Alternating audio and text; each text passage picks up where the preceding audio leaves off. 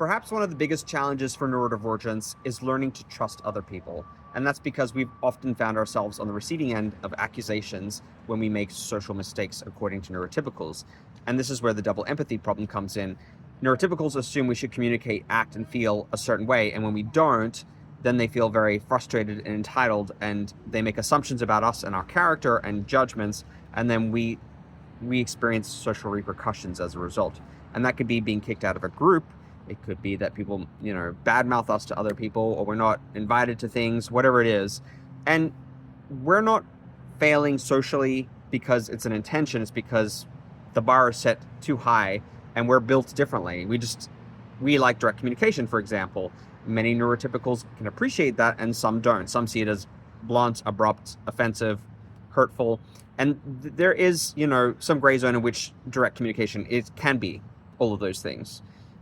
But if you're willing to give somebody the benefit of the doubt, if neurotypicals are willing to give neurodivergents the benefit of the doubt, they might be willing to consider that the blunt communication isn't necessarily intended to be harmful. And you can hold in one hand the recognition of the impact and also treat that person with grace and ask clarifying questions or explain to them how the words impacted them or the actions impacted them. And so it can go from being this kind of dictatorial, you said something or did something bad and therefore you are a bad person, to let's have a dialogue about this. And maybe both people can grow as a result. The neurotypical can perceive the point of view of the neurodivergent and understand that maybe there are other ways, other intentions behind what was said or done. And then the neurodivergent can learn a little bit of code switching to adapt their style of communication to meet the needs of the neurodivergent. It shouldn't be all one way. I think it's a compromise, right? We learn to speak across neurotypes. It's a skill for both neurotypicals and neurodivergents, but I think the burden is often put on neurodivergence.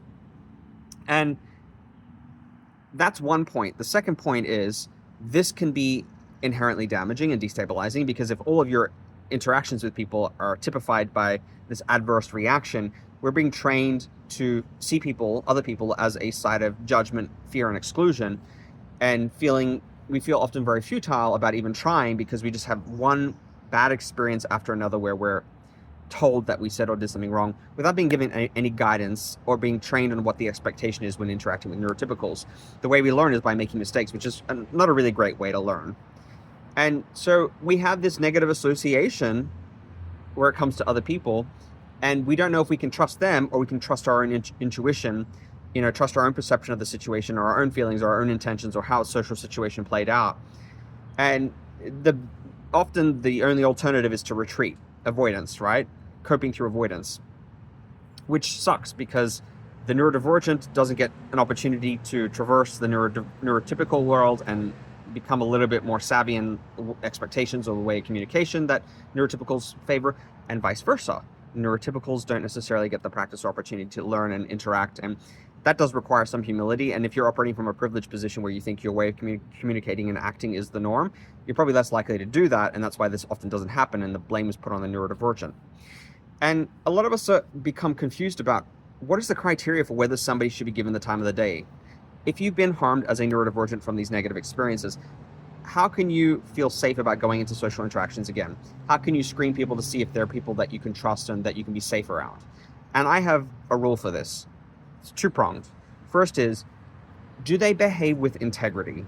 When they say they're going to do something, do they do the thing? I know as a autistic person that it's very important that if somebody says they're going to do something, that they stand by that. If they say they are this person, that they exhibit that.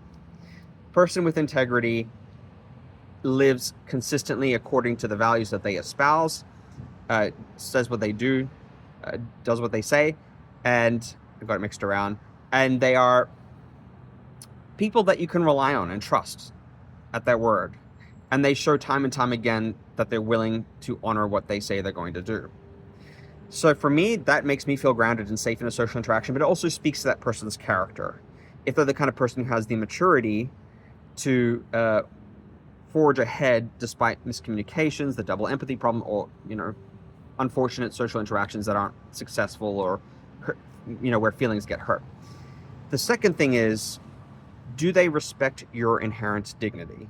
Do they see you as a person? They respect your inherent differences in communication and thinking, and in behavior, And are they willing to accommodate that? Do they respect that not everybody needs to fit a single mold, and that you might communicate and act a different way, and that's totally fine, and celebrate your difference?